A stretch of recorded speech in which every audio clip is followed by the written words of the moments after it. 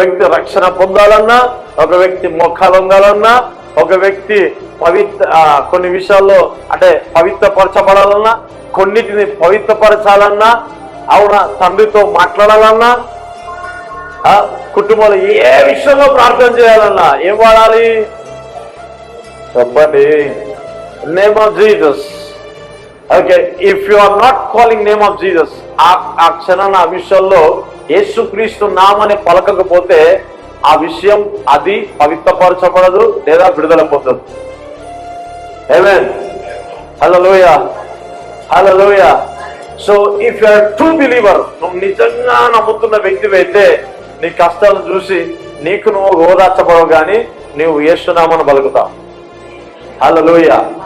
ఎప్పుడో పలుకుతావు తెలుసా? గుర్తుకొచ్చిన వాళ్ళు పలుకుతూనే ఉంటారు. రాత్రి 2 అయినా 3 అయినా యేసు నామమున నా కొరకు ద్వారాలు కలగజేయబడదు గాక, రేపటి దినాన నేను గెలుచుదురు గాక. హల్లెలూయా.